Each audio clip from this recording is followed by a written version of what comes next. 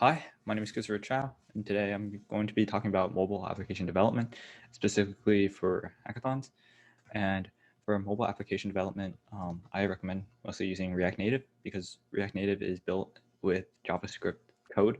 And most of the time, if you're working with JavaScript code, you're going to be able to use many of the codes that you use on JavaScript to use on your website as well. So there's better connectivity between your website and your um, mobile app. If you code with React Native and let's say you build your website on React as well, then it makes it much easier. There's several other options that if you want to build on like the native apps as well. Like if you want to build on iOS, you could also code in Swift, but a lot of people don't recommend coding in Swift because the language is completely new and there's a lot of different things that you have to work with that you normally don't have to work with on let's say JavaScript or Python. They have things called like weak variables or strong variables. They're really annoying. So I probably don't recommend working with Swift. And also there's Android Studio if you want to work with like Android apps. But the problem with those two is like if you want to build a um, Android app and then an iOS app, you need two separate languages. But if you're going to build with React Native, you're going to be able to code with one language and you can use the same code for both iOS and Android. And that's why I really recommend if you're going to build a mobile app to use React Native.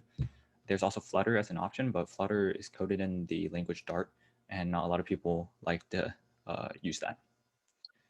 And next would be your backend as a service. So what I mean by that is your front end might be coded with React Native, but what are you going to use in your backend for like your API calls as well as your databases? And I do recommend to use Firebase because it's really easy for small projects, and Google Cloud has a lot of options for that.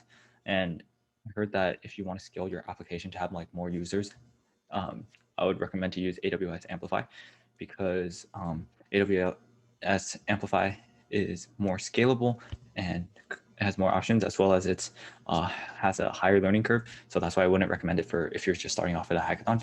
And if you're starting out a hackathon, you would probably use Firebase still. So yeah, here's several tutorials as well as a website that kind of tells you like when you would apply AWS Amplify versus Google Firebase as a backend as a service. And another one I heard like some people use is Sashido. Sashido, people use it because it's like cheaper and as a backend as a service, but it also provides pretty good uh, like GraphQL compatibility. There's OAuth and some registration information that you can also use on using Sashido, but that's another backend as a service. But I think these two, because they're made by Google and Amazon, they're more well known. But Sashido is kind of like more like a third party type of application. But yeah, if there's two main things basically, your front end, React Native is the way to go. And then here are the two backend options that I would choose. Thank you for watching.